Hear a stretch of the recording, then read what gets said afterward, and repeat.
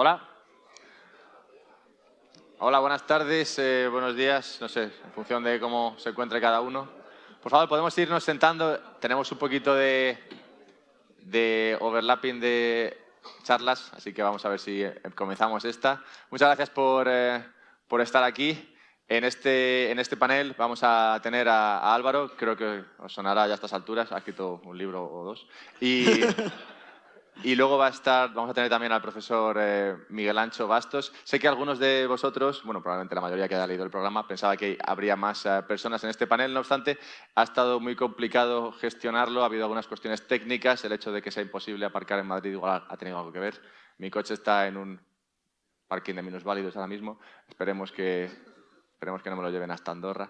Bien, pues nada, con eso dicho, vamos a hablar del Estado y la banca, ante el cambio de paradigma que viene con, como sabéis, Bitcoin. Así que, si os parece, bueno, me gustaría decirle hola al profesor Bastos. Hola, buenos días.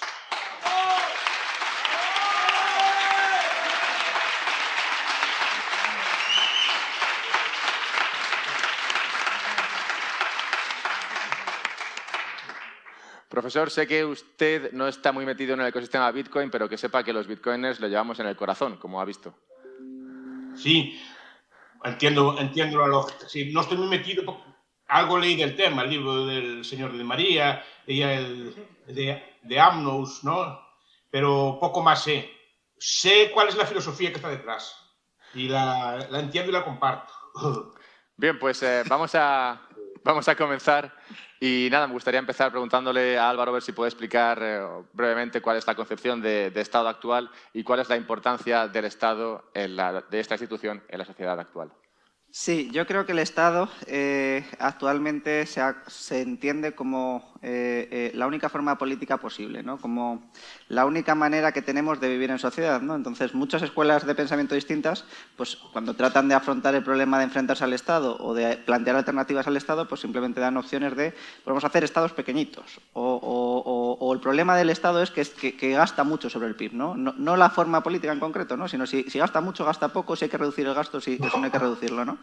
Y esto, a mi juicio, tiene un componente muy importante en cómo el Estado ha sido operativo para la era industrial, ¿no? Cómo el Estado ha sido una forma política muy operativa para la era industrial hasta tal punto que se ha convertido en el paradigma de cualquier forma de organizarse políticamente, ¿no?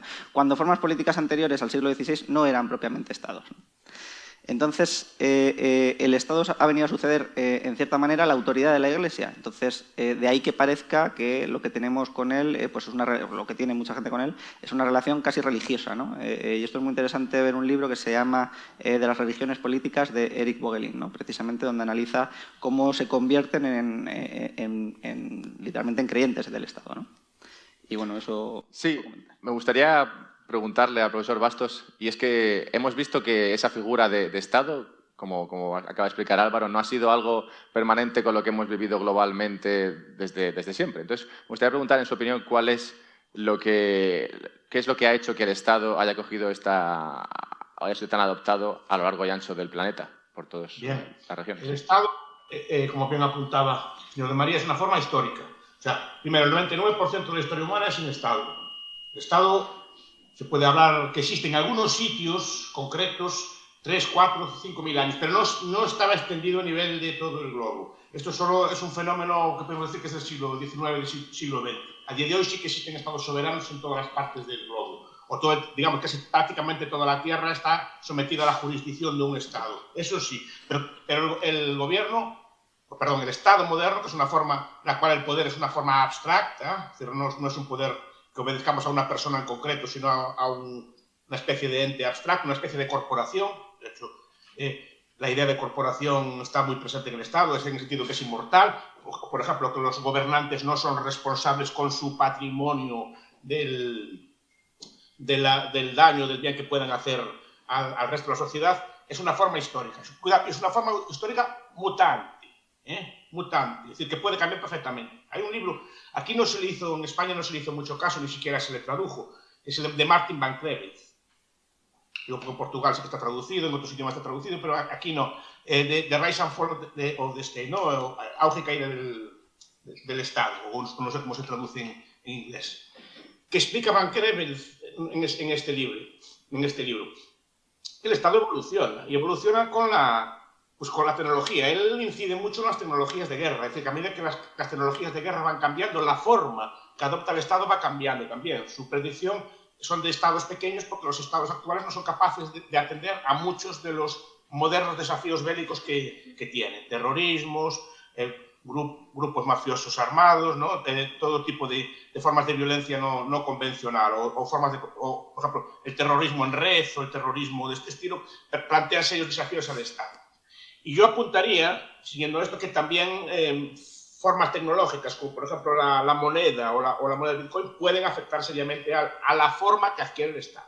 Otra cosa es que, gracias a estos cambios tecnológicos, el Estado tenga por qué desaparecer o cambiar. No, probablemente mute, pero no desaparezca. Es decir, los Estados vivieron sin moneda estatal mucho tiempo y pueden vivir sin moneda estatal mucho tiempo. Simplemente se adaptan. Ahora, perdería mucha fuerza, perdería mucho de la legitimidad y de la fuerza que tienen a día de hoy. ¿En qué medida cree usted que el dinero fiat ha ayudado de alguna manera a crear el Estado actual, la figura que tiene hoy día? Bien, primero porque crea una moneda nacional, cosa que antes no existía. La idea de circunscribir, digamos, hacer coincidir el dominio político del Estado con una moneda, lo cual, si nos pensamos en términos económicos, es irracional, ¿no? Porque Portugal tenía una moneda con 10 millones de habitantes, España tenía otra moneda con 40 millones, Alemania tenía otra moneda con 60 millones, y había estados con 3 millones que tenían sus monedas. O sea, no tiene ningún tipo de lógica económica, no tiene ningún tipo de lógica de escala. Simplemente es una forma de expandir el poder. ¿Qué pasa? Si el gobierno domina el dinero, puede directamente hacerse con la propiedad o con las rentas de la población. Puede expropiar a la población el dinero a voluntad, a través, por ejemplo, de los mecanismos de inflación. Bukharin decía que la inflación es una ametralladora contra el capital, es una forma de expropiar la renta a los capitalistas, ¿no? de forma de que sus rentas en el banco literalmente se los expropian, emitiendo moneda nueva. Y además queda un aura de omnipotencia al gobierno. Porque si se fijan, yo siempre lo comento, no sé si lo comento alguna vez. Ustedes se acuerdan de Draghi diciendo, haré que todo lo que sea posible, ¿no?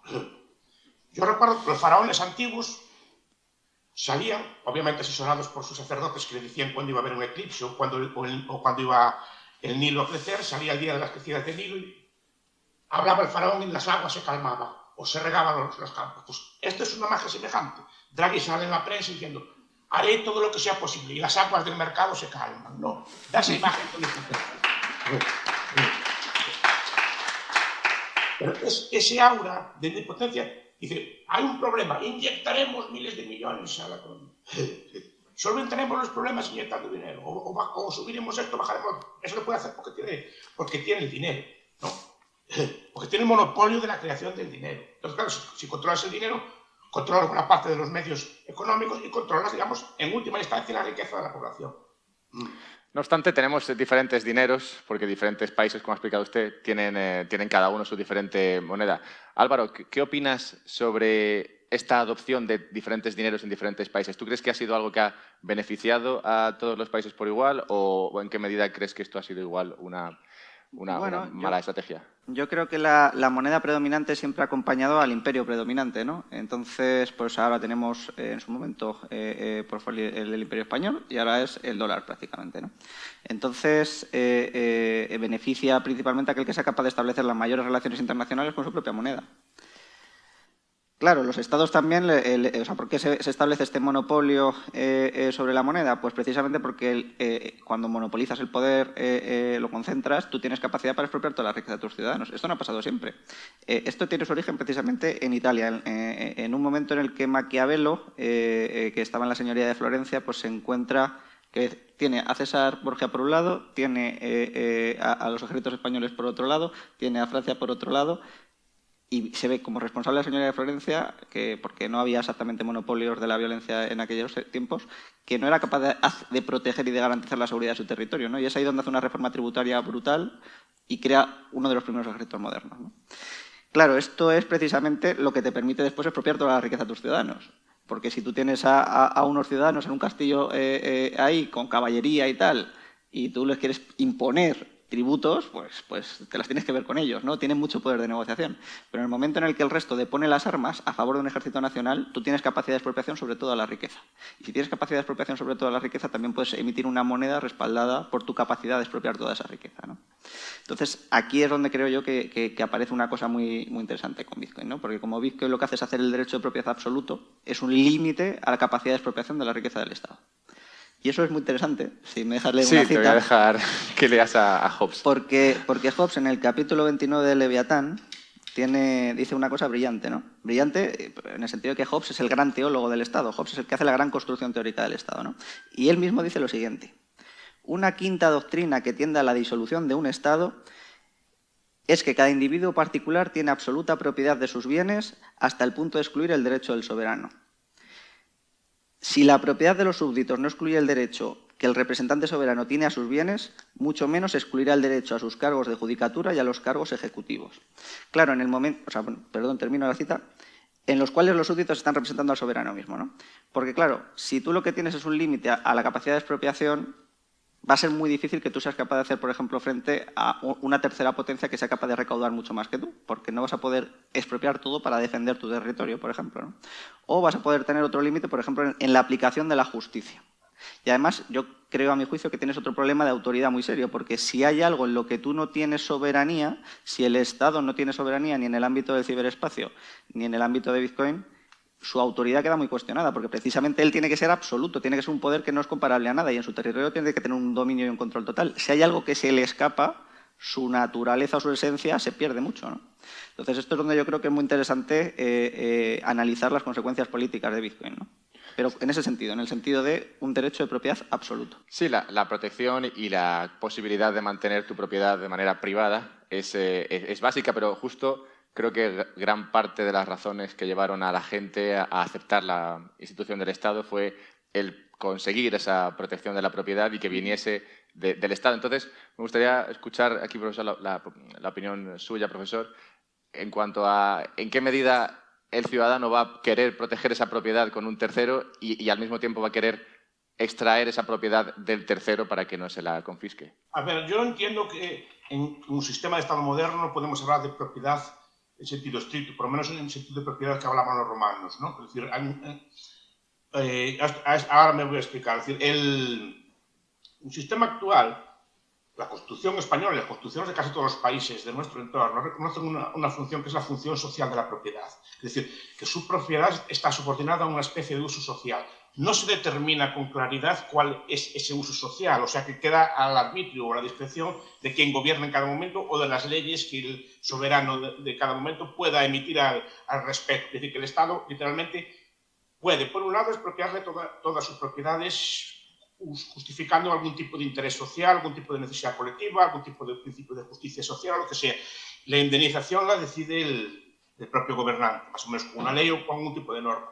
Puede expropiarle prácticamente toda su renta, si quiere, a través de tributos, porque no hay ningún límite de hecho o concreto del porcentaje, por ejemplo, del impuesto sobre la renta que le pueden poner. No hay ningún límite. Se habla de una cosa no confiscatoria, pero no se define qué es confiscatorio y qué no es confiscatorio. Y después, a través de la inflación, puede quitarle a usted sus ahorros, literalmente pulverizarlos, expropiarlo de una forma, si quiere, indolora o de forma invisible, puede expropiarle, y estas inflaciones del 8 o el 10% literalmente le están pulverizando el 10% de su capacidad de compra a muchas personas. Y cuidado, porque el problema es que la inflación no es solo un fenómeno de que suban los precios. La inflación es redistributiva, es un efecto que quita las rentas a unos y las da a otros, porque no es solo que suban los precios. Los que compran en primer lugar, y el Estado cuando crea dinero compra en primer lugar, compran los precios de ayer. Las demás personas tienen que comprar los precios de hoy o de mañana. Hay un proceso de distribución de renta de los últimos a favor de los primeros. Y los primeros normalmente son los estados o sus asociados. Entonces, el Bitcoin en parte puede eliminar este problema.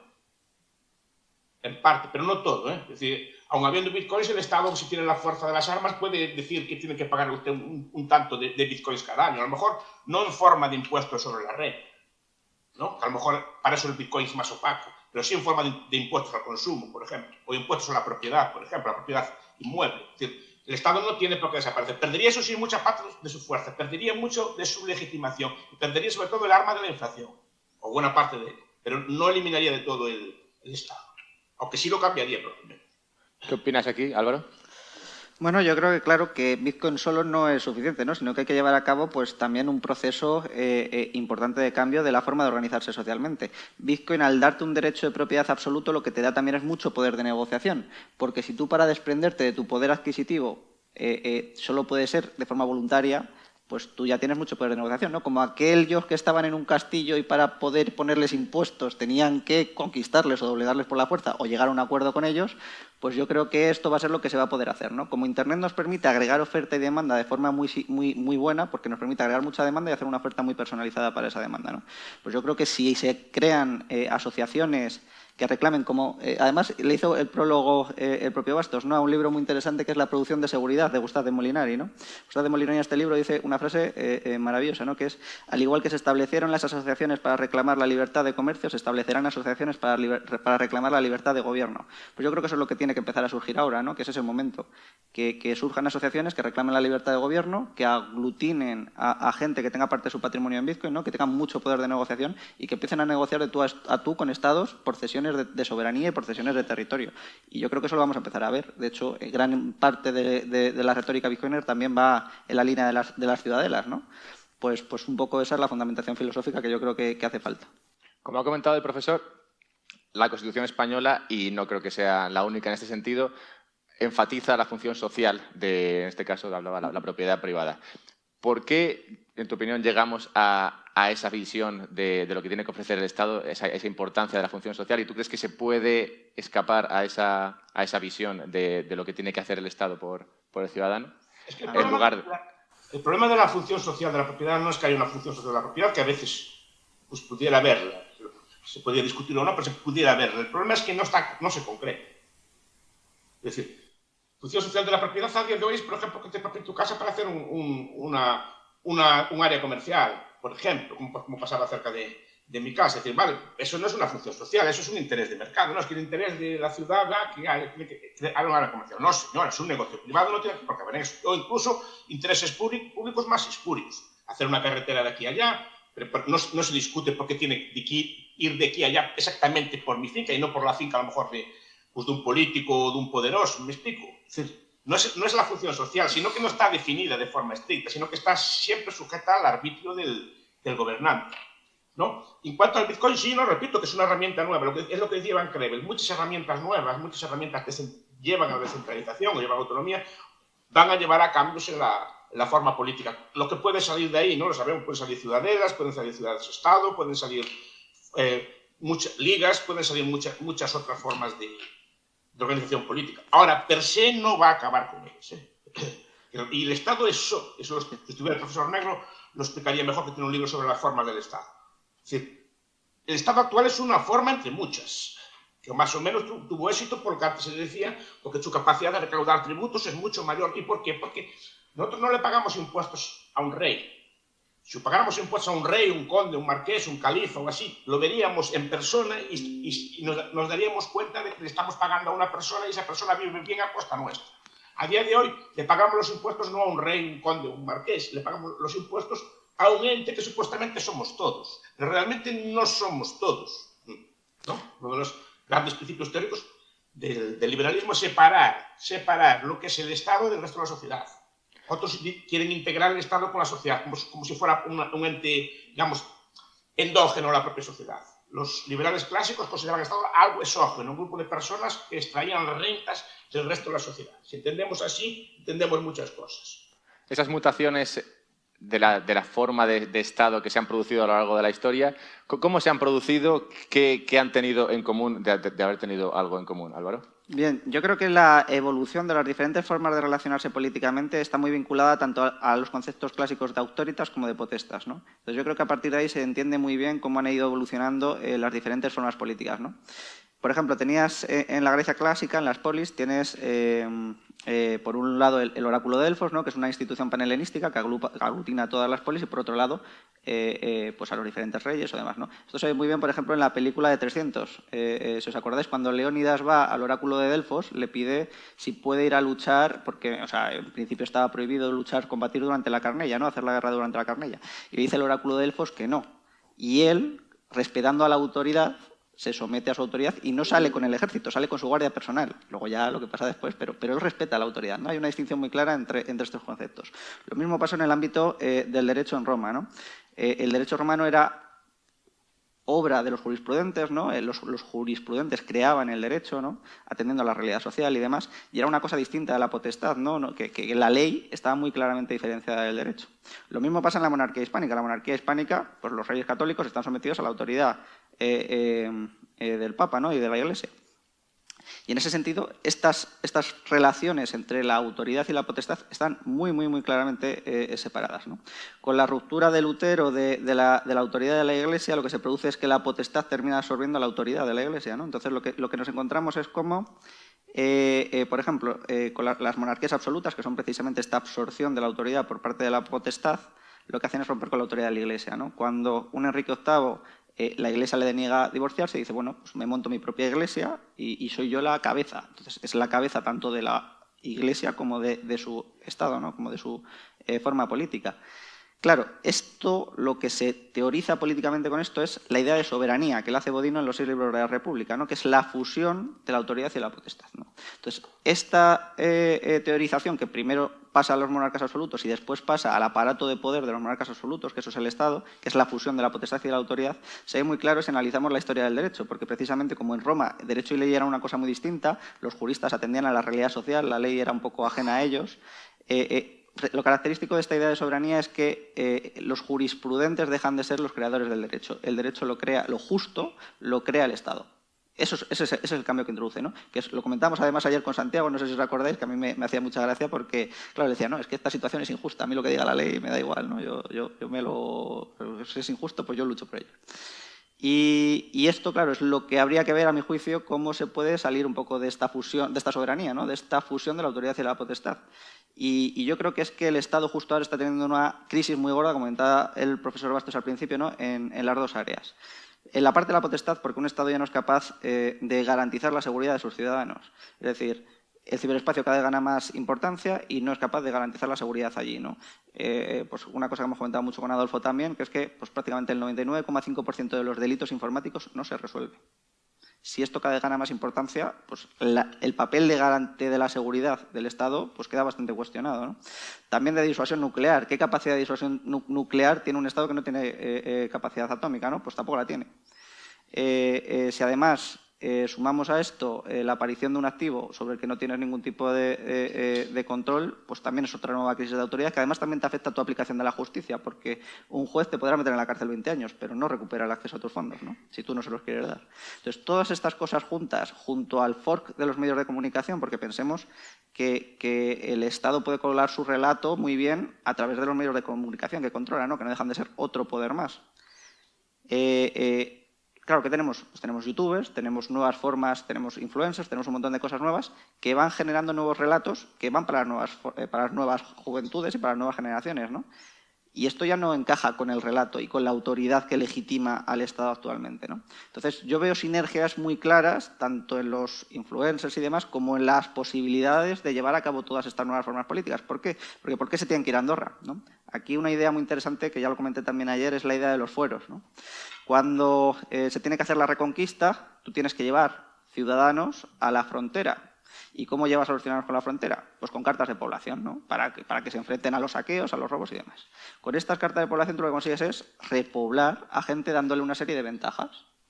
Bueno, pues yo creo que es momento de hacer esas jurisdicciones personalizadas que, dando una serie de ventajas, permitan repoblar determinadas zonas o permitan localizarlas, ¿no? Tan sencillo como que los youtubers, en vez de tener que irse a Andorra o el resto de ciudadanos tener que emigrar a países del norte de Europa o irse a Estados Unidos, pues simplemente puedan organizar jurisdicciones personalizadas en España, por ejemplo.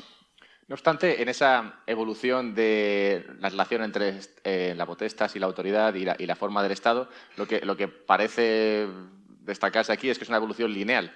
Entonces, quería preguntarle al profesor Bastos si es posible que en un momento histórico convivan diferentes formas de Estado. Sí, conviven y convivieron. Conviven y convivieron. Es decir, la idea de, aún a día de hoy, las formas de Estado no son exactamente iguales. Hay desde teocracias, hay democracias, hay estados federales, hay estados confederales, hay estados centralistas, etc. No tiene poco, se parecen bastante, pero no son exactamente la misma forma. Lo que sí que apuntaba el señor de María es la evolución. Es decir, igual que apuntaba el caso de Enrique VIII, efectivamente, cuando le impiden la anulación, crea una iglesia propia. Porque esos reyes después con el tiempo crean monedas propias. Pero recuerden una cosa, el dinero antes era mundial.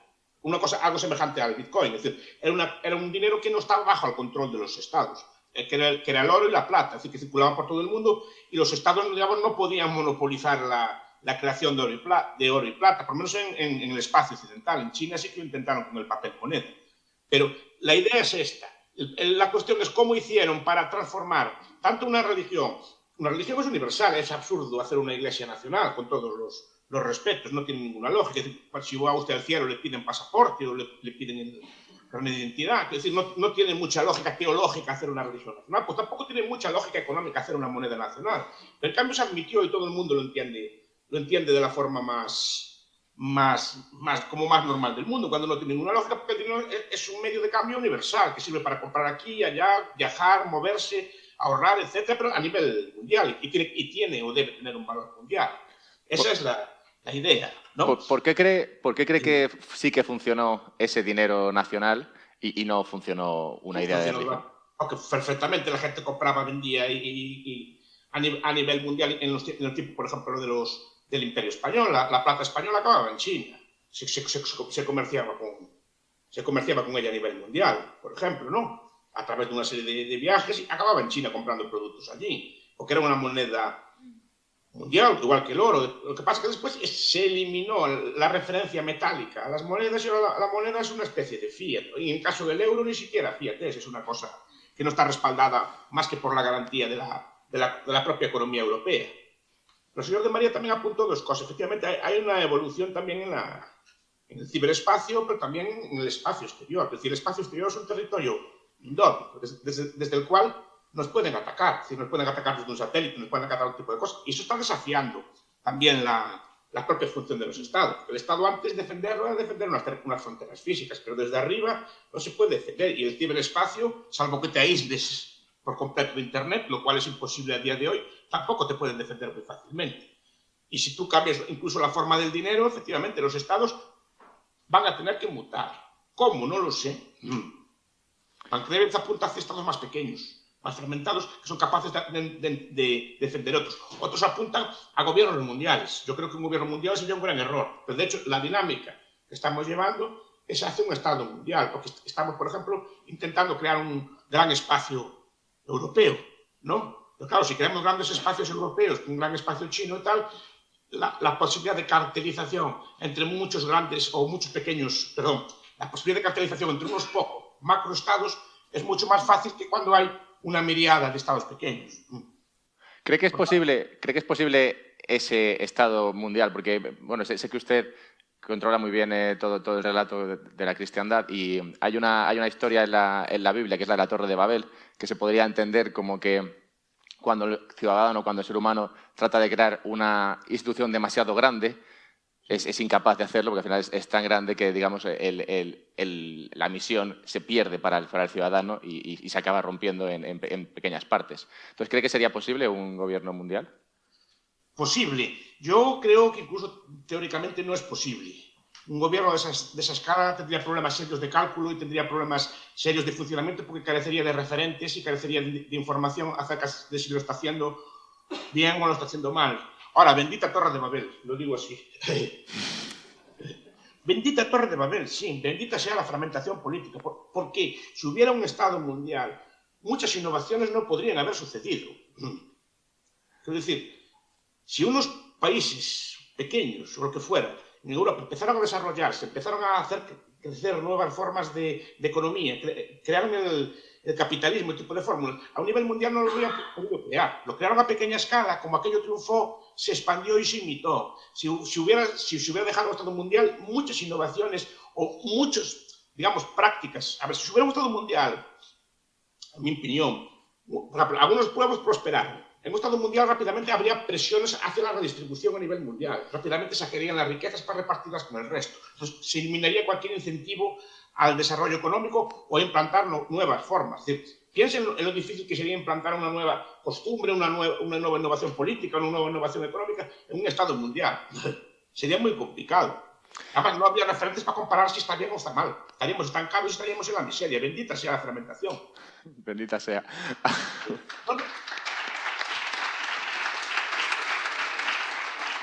Álvaro, ¿se puede hablar de que los estados compiten y en qué medida tú crees que compiten?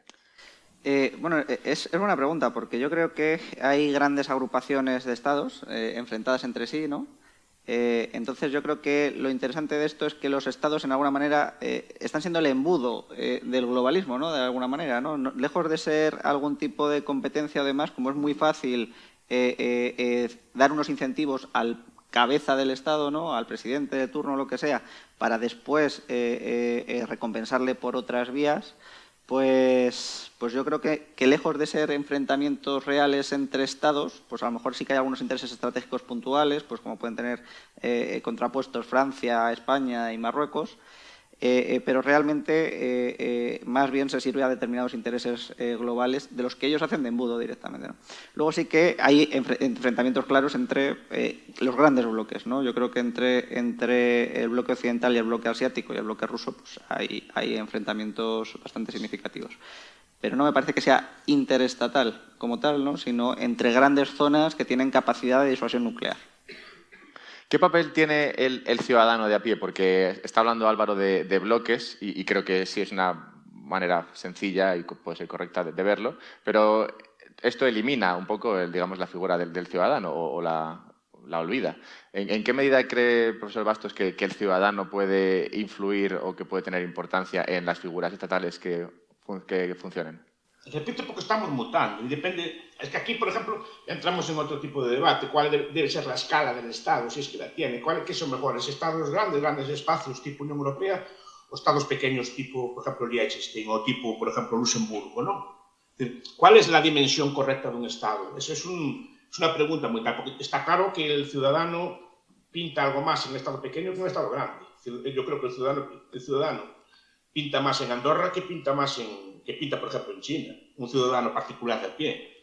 Yo lo veo en el caso de la Unión Europea, ¿no? que es la idea de constituir un gran espacio de forma contraria al espíritu europeo, de forma contraria a todo lo que ha sido la historia, la grandeza cultural, la grandeza económica de Europa. Es una cosa totalmente ajena a Europa, que se quiere crear un gran Estado europeo, nunca visto en Europa, jamás, ¿no? Pues la idea es esa.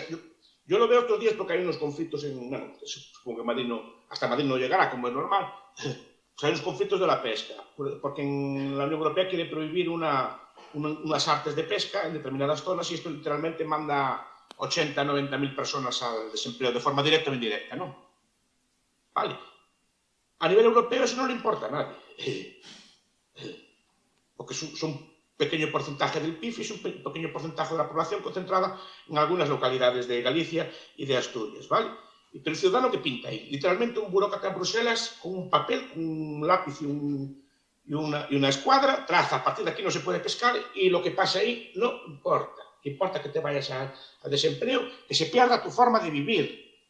Ya no es solo así de desempleo, es que te pierdas tu forma de vivir, donde vives, que tengas que mejor que emigrar a otro sitio, etc. Y eso no le importa a nadie. El ciudadano normal no le importa a nadie. ¿A quién le importa? Por ejemplo, al gobierno de Galicia sí. El gobierno de Galicia está muy movilizado con este tipo de cosas.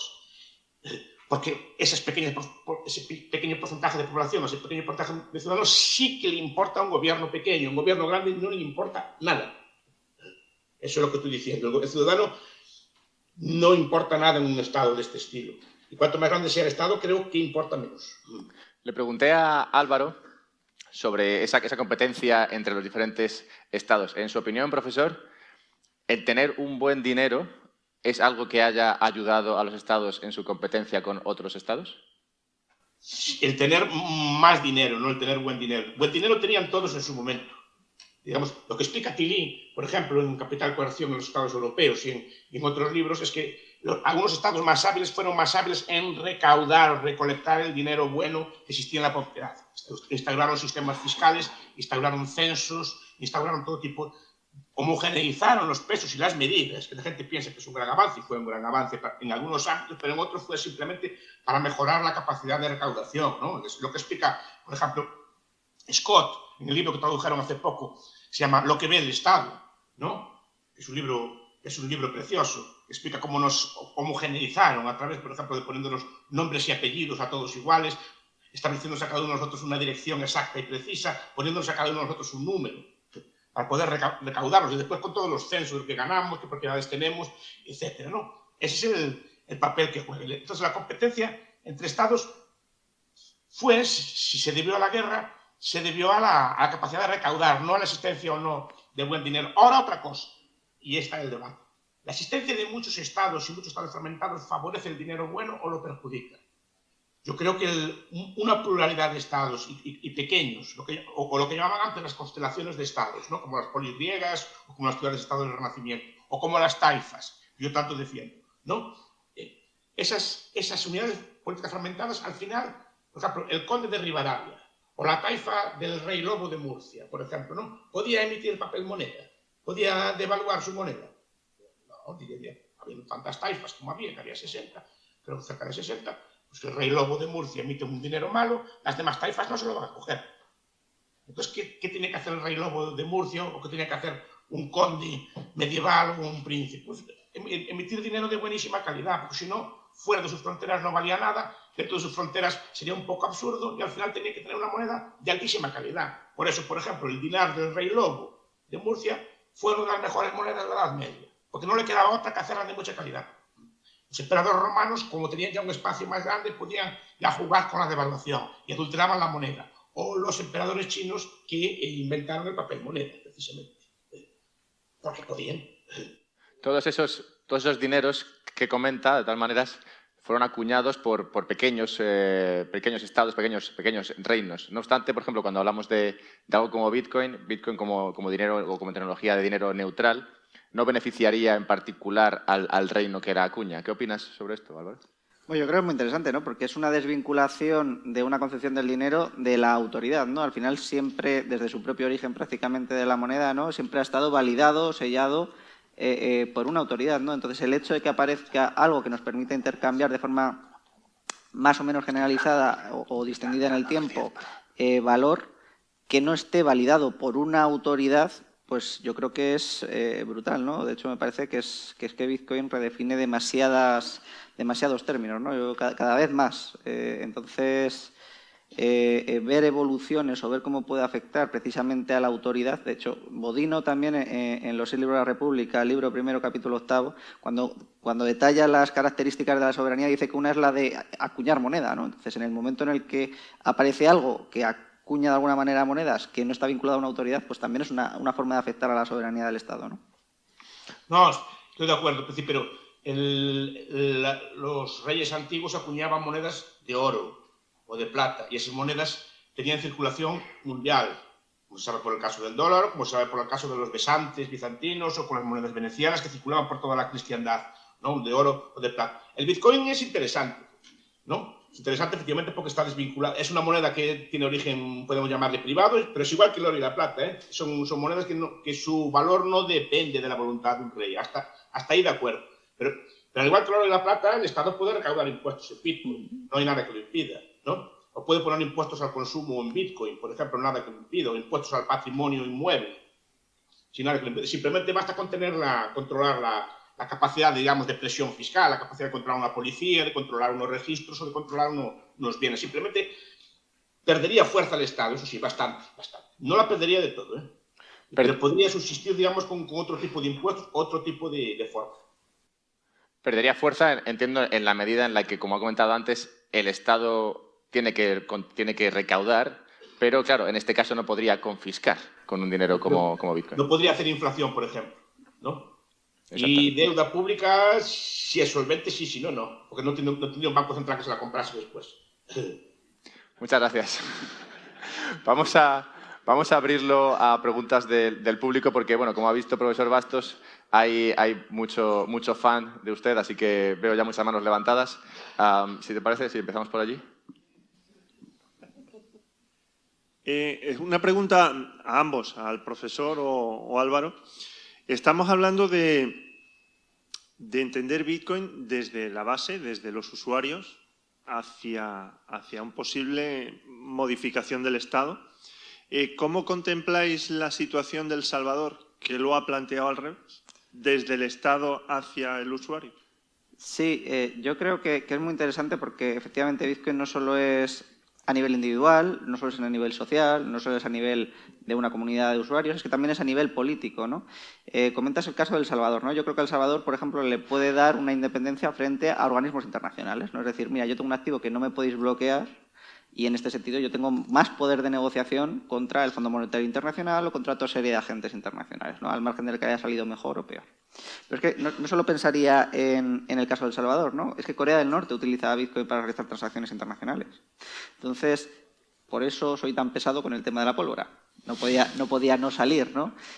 Porque es que es un activo que efectivamente cambia mucho las relaciones interestatales también. Es decir, cambia el poder de negociación a todos los niveles, porque poder hacer transacciones sin censura es algo que los estados socialistas no podían hacer, porque eran embargos comerciales, tenían sanciones y demás. Entonces, es que cambia muchas cosas. Entonces, analizar todo esto de verdad que es un auténtico quebradero de cabeza y sobre el que no solo trata de que reflexione yo, sino que nos animemos a pensar todos sobre las implicaciones que tiene en cada área. He visto al profesor apuntar algo mientras. ¿Quiere añadir algo? Sí, a ver, porque son muchos temas aquí, ¿no? Los que se tocan. Por ejemplo, efectivamente, las relaciones internacionales, los apuntó al principio y no se tocó, se habló algo del llamado, lo que llamó Jacques Rueff y De Gaulle, el privilegio exorbitante, ¿no? El tener que usar el dólar como moneda de cambio mundial en todas las transacciones. Eso está discutido. Barry Eichengreen en un libro con este título, pues discute cuál es el peso que tiene eso en la economía. Unos dicen que pesa más, otros que pesa menos. Lo que sí que están de acuerdo todos es que pesa. Es decir, que el privilegio exorbitante, esta capacidad del dólar de pagar deudas en su propia moneda, de emitir monedas sin que se refleje en inflación, de ganar señoreaje u otro tipo de intercambios, pues sí que le beneficia mucho. Por eso uno de los principales rivales del Bitcoin puede ser el propio gobierno americano en este aspecto, porque sí que no solo hacen daño al Estado en general, sino a algún Estado concreto como el americano le haría un daño terrible. Ahora, lo que están diciendo, lo que dijo usted es correcto, como en el caso de El Salvador, puede ser el propio Estado que imponga esa moneda como de uso comercial y seguir funcionando con ella perfectamente. Efectivamente, le da una ventaja muy grande. Pero cuidado, eso, por ejemplo, también, usted lo sabe bien, con el oro pasaría igual. Si un Estado decreta que el oro es su moneda oficial o emite moneda de oro o pegada al oro, tendría un fenómeno semejante. Podría evitar también embargos y cosas por el estilo. En ese aspecto, lo que pasa es que el Bitcoin seguramente es más cómodo de usar, ¿no? O más fácil de computar, pero puede perfectamente un Estado decidir que sea el Bitcoin la moneda oficial y poner sus reservas en Bitcoins. El problema de El Salvador, supongo que el Bitcoin, al no estar estabilizado su precio, en cambio hubo unos días que bajó mucho de precio, y supongo que la deuda pública y todas las obligaciones de pago se resentirían mucho. De ahí supongo que viene la mala prensa del Bitcoin.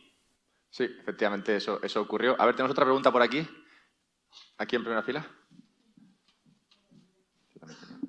Hola, buenos días, y especialmente al profesor Bastos, porque creo que muchos de los que estamos aquí le debemos gran parte de nuestra armazón intelectual, tanto monetaria como liberal, así que le quería dar las gracias.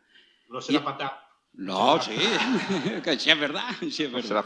No, bueno, la pregunta concreta. A mí, como no me gusta el Estado como forma de organizar, pero me veo sometido a él, sí pienso mucho en cómo se debilita o cómo creo además que se puede ayudar a que no ayudar a que se desmorone, pero sí plantear alternativas. Entonces, a mí creo que una de las alternativas más importantes, una de las cuestiones que hay que solventar, ¿cuáles son los problemas comunes? Y a mí los problemas comunes es lo que hacía ya hincapié al arquitecto, que ahí es donde yo creo que sí, el peer-to-peer sí puede ayudar bastante frente a esa legitimidad que tiene el Estado ante todo, porque el Estado siempre lo vemos como aquel que solventa necesidades. Entonces sí me gustaría hacer un comentario al hilo de esto. Si estamos viendo que el Estado se empieza a desmoronar en algunos aspectos, cómo solventar problemas comunes peer-to-peer, teniendo como base Bitcoin, cómo podría ayudar a esa nueva transición, a ese estado que muta, como bien lo ha enseñado o como ha comentado el profesor Bastos.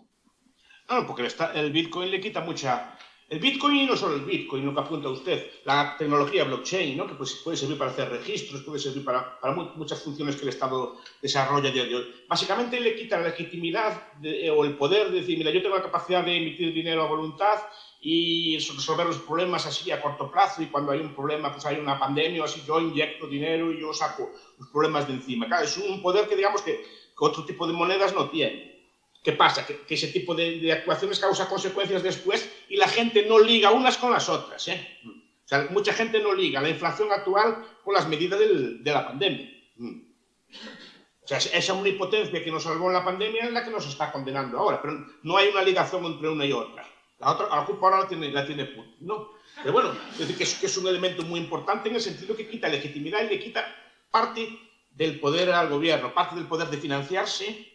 Solo puede financiarse con impuestos. Por ejemplo, yo creo que el Bitcoin, de adaptarse, llevaría pues, a bastante más paz, aunque no tenga así, porque las guerras habría que pagarlas en el momento y al bolsillo con impuestos. Serían mucho menos populares, por ejemplo. Aunque siguiera habiéndolas, serían mucho menos populares. Serían una escala menor.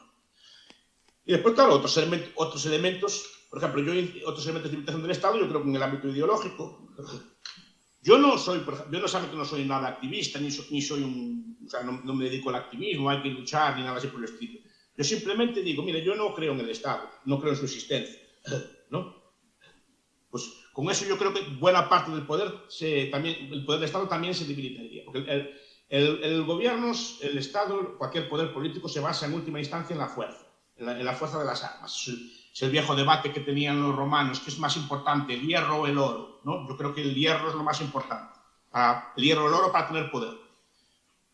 Pero para reforzar el poder del hierro necesita el poder del dinero, el poder monetario, y necesita el poder de las ideas. Si debilitamos el poder de las ideas y el del dinero, el poder sufrirá bastante, ¿no? Después, debilitar el poder, yo creo que la forma más eficaz es defender el derecho de secesión. Si defiende el derecho de secesión y profundiza en él, de territorios o de personas, si se quiere, o de grupos, o que sea así, eso acaba con el Estado. También, como decía Mises, todo acto que se lleva por fuera del control del gobierno fortalece el mercado y debilita al Estado. Álvaro quería añadir algo. Pues yo creo que deberíamos, para hacer esto precisamente, tenemos el problema de que, claro, como el Estado es capaz de expropiar toda la riqueza de sus ciudadanos, también es capaz de utilizarla para comprar prebendas, ¿no? Y para parecer como el que crea el orden social, como el que nos regala la sanidad y la educación y todo ese tipo de cosas, como si apareciesen de la nada, ¿no? Como si no hubiese tenido que quitar previamente poder adquisitivo al resto de los ciudadanos, ¿no? Claro, aquí la cuestión es que tenemos que hacer una tarea enorme, porque con el Estado quitándonos dinero por un lado y poder adquisitivo por un lado, tenemos también que llevar la iniciativa para reconstruir los órdenes intermedios, porque al final el Estado no hace otra cosa que absorber todos los órdenes intermedios. Cualquier forma de vida política, en el sentido de espontánea en el orden social, la absorbe completamente el Estado. Cualquier relación, cualquier orden, cualquier cosa, la absorbe completamente el Estado y deja el Estado y el individuo. Si queremos realmente plantear una alternativa y que efectivamente, que en caso de que el Estado entre en crisis, pues no aplaste a los individuos, pues hay que reconstruir todos esos órdenes intermedios y hay que llevar la iniciativa asumiendo el coste adicional de empezar a trabajar pues, en órdenes sociales, en absorber cada vez más competencias y en ir reconstruyendo todos esos órdenes intermedios, ¿no? Asociaciones, grupos, comunidades y demás, ¿no? Y yo creo que eso es una tarea que hay que hacer y que hay que asumir un coste doble, o sea, porque hay que hacerlo a pesar de que ya tienes que contar con el sostener el Estado mismo. Profesor, ¿quería añadir algo? Un matiz a lo que dice don Álvaro, y que es muy correcto, muy correcto. El emperador, creo que era el emperador Tiberio, si no era un emperador romano, decía que temía cualquier organización humana que no controlara el Estado, incluso, por ejemplo, un grupo de bomberos, porque cualquier organización humana podía servir teóricamente para plantarle cara al Estado. De hecho, el proceso de creación de Estados consiste en eliminar todos los grupos que puedan hacerle frente al Estado. Primero empezó por las aristocracias y sustituyó al juez natural, que era el señor, por jueces del Estado y llevó a los nobles a las cortes, a la corte de las grandes ciudades, en Versalles o en Madrid o así, eliminó a los señores, a los nobles y los llevó allí. Eliminó las iglesias, porque las iglesias, sobre todo las iglesias independientes como son la católica o pueden ser otras, ¿no? Plantean un orden moral que puede entrar en conflicto con el Estado. La Iglesia puede decirle, no mate usted, y el Estado dice, pues tiene usted que matar al enemigo. Puede entrar en conflicto, ¿no? Pero después ataca, por ejemplo, a la familia. Primero al clan, ¿no? Al clan en sentido amplio, y después a la familia normal. ¿Por qué? Porque la gente aún tiene más lealtad a su familia que al Estado. En el sentido de que es difícil, por ejemplo, que un padre denuncie a su hijo si no paga el IVA, ¿no? No, aún es difícil, pero claro, eso es un problema, que tienes algo que se te resiste, ¿no? O que tienes más lealtad a tu familia que al político. Y por eso el ataque, no sé si es deliberado o sistemático, pero desde luego la lógica de los estados es lentamente pues, eliminar todas las formas familiares que le planteen cara al Estado. Álvaro. La secretaria de Estado el otro día está adelantando, no ahora, pero de aquí a 20 años, el fin de la familia natural. Yo quiero añadir una pequeña anécdota del siglo XI para ver esta contraposición entre la potestad y la autoridad, ¿no? Y para ver cómo realmente la Iglesia era un contrapoder real frente al poder político. En la querella de las investiduras, Enrique IV, que quería deponer al Papa, bueno, lo llevó a cabo, ¿no? El Papa le excomulgó al Papa, ¿no? Y todos los príncipes alemanes se sublevaron contra el emperador del Sacro Imperio Germánico. O sea, o iban a sublevarse, ¿no? Entonces, Enrique IV tuvo que ir a pedir perdón y permanecer 3 días en la nieve, descalzo, para que le readmitiesen en el seno de la Iglesia y que no se le sublevasen los príncipes, ¿no? Esto para que veamos cómo se pueden construir contrapoderes reales si trabajamos en el papel de la autoridad frente a la potestad del Estado. Es que nuestra cultura tuvo un privilegio que no tuvo casi ninguna otra cultura en el mundo. El tener un poder eclesial, un poder religioso autónomo del poder político. Eso favoreció la descentralización política, sobre todo porque la Iglesia no quería que hubiera una unificación imperial europea. Entonces, a través de mecanismos como los que apunta el señor Di María, con la amenaza de excomuniones o así, evitaba que se concentrara el poder en un solo poder. Y eso ayudó a la fragmentación política y ayudó a las libertades, porque no existía un poder claro, ¿no? Y eso fue una cosa que casi ningún otro sitio en el mundo tuvo. Normalmente todos los estados tenían una iglesia o un cuerpo religioso subordinado al poder político. Había otra pregunta por aquí y dejo caer que si nadie pregunta cómo se crea riqueza, me voy a enfadar. Hola, muy interesante la ponencia. Quería preguntar, viendo un poco la historia de Bitcoin y la tecnología que tiene, con la que se ha construido y demás, ¿cuál sería, desde el punto de vista de Álvaro o de Bastos, la batalla más grande, si ideológica por la construcción social que tiene hoy en día los estados o la tecnológica? Porque en la tecnológica se ha nombrado una palabra que es blockchain y bueno, creo que en el mundo de Bitcoin el que ha estudiado un poco el tema se ha dado cuenta de que blockchain no tiene ningún tipo de capacidad, digamos, de fuerza, pero la invención de Bitcoin como solución completa sí. Entonces, la tecnológica, veo a los estados en ese aspecto bastante débiles y como Álvaro ha notado antes, el 99% de los ataques ciberespaciales no se atajan. Entonces, en este aspecto son lentos, entonces, pero al mismo tiempo tiene una capacidad muy grande a nivel ideológico de hacer que la gente crea pues, la corriente que ellos imponen. Entonces, ¿cuál de las dos, si la tecnológica o la ideológica, tiene más sentido en las próximas décadas para, digamos, que esto de Bitcoin siga creciendo como lo ha hecho hasta el momento? Empiezo yo. Empiece. No, pregunto, porque no estaban callados, por eso digo, no sé si me corresponde. No sé si me corresponde a mí o le corresponde al señor Di María. Yo creo que es la ideológica, por un motivo. Primero porque la ideología, muchos de estos avances tecnológicos, como el blockchain, o por ejemplo como el Internet cerrado, ¿no? Son fruto de ideología. Es decir, en su momento, el camarada Al Gore quería hacer el Internet abierto para el Estado, es decir, que el Estado pudiese entrar cuando quisiera en nuestras cuentas, leer nuestros correos, si no puede ya, pero bueno, que teóricamente pudiera hacerlo de forma legal, entrar en nuestros correos, en nuestras cuentas bancarias, que pudiéramos leer todo lo que tenemos en Internet. Fueron los teóricos de ¿cómo se llama?, del cripto, ¿no?, de la criptografía, los que impidieron esto. Pero cuidado, los teóricos cripto, lo cuenta en un libro que se llama Levy, eran todos de ideología libertaria, ¿no? ¿Por qué digo esto? Porque históricamente muchos avances para la libertad, o que podían tener potencial libertario, al verse solo como tecnologías y no como potencial no desarrolló su potencial libertario fueron apropiadas por el Estado. Por ejemplo, la imprenta en su momento tuvo un potencial libertario enorme, pero rápidamente fue apropiada por el Estado a través de censores, a través de imprentas públicas, por ejemplo, o usándola, por ejemplo, para establecer manuales de lectura obligatoria en las escuelas. Es decir, se usó la imprenta contra todo lo que se quería evitar, precisamente. El Internet le pasa lo mismo. Internet, tecnología más libertaria que el propio Internet, no puede haber, pero rápidamente se le está dando la vuelta. Está siendo transformada en países como China en instrumento de control. Instrumentos de control extremos nunca vistos en la vida, simplemente porque el Internet ahora nos puede controlar, leer todo y censurar todo lo que hacemos. Entonces, si no hay un potencial, igual que el blockchain es fruto de una ideología libertaria, igual que el Bitcoin, si no se aprovechan puede dársele la vuelta. Eso es lo que temo yo. Los gobernantes de los estados son gente normalmente muy capaz y son capaces de darle la vuelta a todo. Buen apunte. ¿Alguna pregunta más por ahí? Gracias, Manuel. Yo quería hacer una pregunta sobre lo de la capacidad recaudatoria, lo que comentaba el profesor Bastos.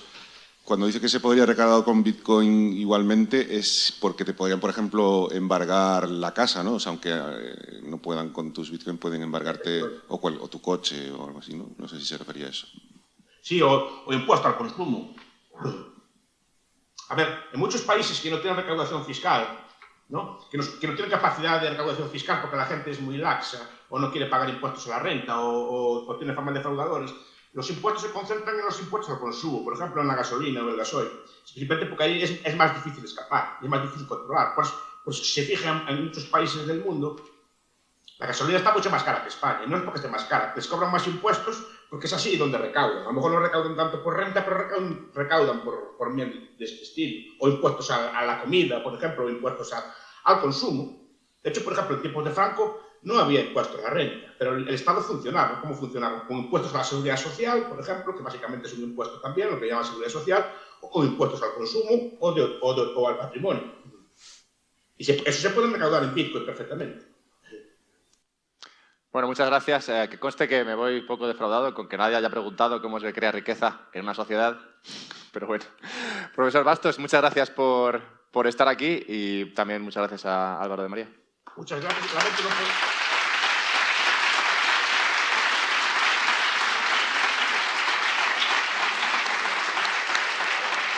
Muchas gracias. Hasta la próxima, entonces. Hasta la próxima, profesor. Muchas gracias. Hasta la próxima. Muchas gracias.